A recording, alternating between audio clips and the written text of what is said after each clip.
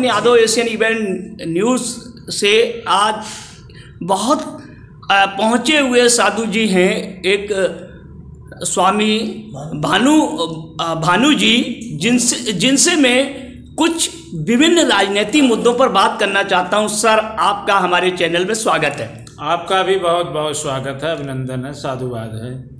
Sir, मैं आपसे वर्तमान राजनीतिक स्थिति पर सवाल करना चाहता हूं। हमारा सवाल ये है कि जिस तरीके से अभी राम मंदिर 22 जनवरी को प्राण प्रतिष्ठा हुई, उसमें साधुओं के एक वर्ग ने विरोध किया था। इसका क्या कारण था और इसके क्या राजनीतिक परिप्रेक्ष्य हैं? देखिए, जो ये 22 तारीख को प्रभु श्री राम के नाम पे ये पाखंडवाद की एक रचना हुई और बहुत सारे साधु नहीं, जो साधु और संत हैं राम के, जो राम के भक्त हैं, हिंदू के भक्त हैं, सनातन के भक्त हैं, जो इस धरातल के भक्त हैं, जो साधना किए हैं अपने जीव के लिए और अपने राम लला को जो श्वासा में बसाते हैं, उनका वो सब विरोध किए थे। ये भारतीय जनता पार्टी का एक चुनावी स्टैंड था अयोध्या में। ये बड़ा दुख का विषय है कि आप जब आए थे सरकार में तो 2 करोड़ नौकरी का वादा, सबका साथ सबका विकास का सादा, मणिपुर जला उस पर सवाल ना हो, 2 करोड़ पे सवाल ना हो, गैस सिलेंडर सस्ता उस पर सवाल ना हो, डीजल पेट्रोल, किसानों की आय दुगना, नौजवानों की नौकरी, देश की हालत, चीन आए दिन घुस रहा है, जो महंगाई इतनी बड़ी महामारी बन गई है भारतीय जनता पार्टी की नीति नियत से, जो कोरोना काल में आपने देखा, कोरोना काल में आपने देखा कि इनकी गलत नीति नियत के कारण से हजारों किलोमीटर चल के किसान का लड़का, गरीब का लड़का, पिछड़े का लड़का, एससी का लड़का अपने पेट पालने के लिए जो प्रदेश में था, वो गलत नीतियों से पैदल चल करके मर गया। सर, एक सवाल इसी में और हम जोड़ते हैं कि जिस तरीके से प्राण प्रतिष्ठा हुई, उस प्राण प्रतिष्ठा में सिर्फ 3 लोगों का शो बना। एक प्रधानमंत्री मोदी जी का,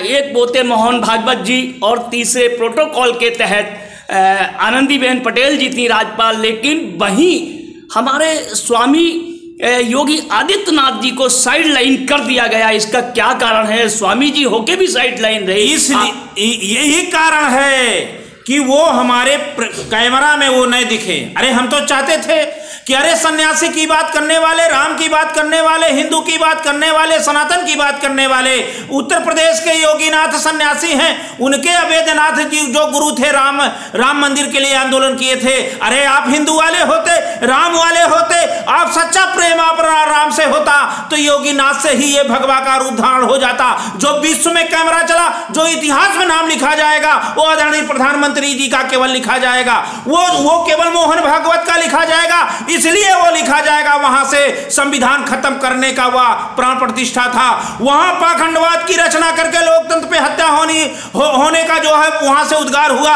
आरएसएस के चीफ जो है मोहन भागवत वहां होते हैं। आरएसएस की मंशा यही है, संविधान को खत्म कर दिया जाए। ये कौन सा हिंदू राष्ट्र बनाना चाहते हैं? अरे राम लला के प्राण प्रतिष्ठा शंकराचार्य जी ने कहा था, दिव्यांग मंदिर में अगर ये प्राण प्रतिष्ठा होता है तो वहां असुरों का वास होता है। आपने देखा 7.5 करोड़ का दीपक भस्म हो गया, अमेठी में लड़के झुलस गए, दिल्ली में भूकंप आ गया, वही भद्राचार्य जी आप देखिए हॉस्पिटल में भी पड़े हुए हैं। आज ये देश में तहस नहस हो रहा है, असुरों की शक्ति आ गई है। रामचरितमानस में लिखा गया कि जम हो या धर्म के हानि, बाढ़ है असुर महाभिमानी। कबीर साहब ने कहा था राम 4 हैं, एक राम दशरथ का बेटा, एक राम है घड़घड़वासा, एक राम है सकल पसारा, एक राम है जगत से न्यारा। अरे जगत से न्यारा के राम, अरे उस राम की प्राण प्रतिष्ठा कौन कराने वाला है जिसने जगत की प्राण प्रतिष्ठा किया हो? यह तो केवल पाखंड है, वोट लेने का यह षड्यंत्र है, केवल जनता को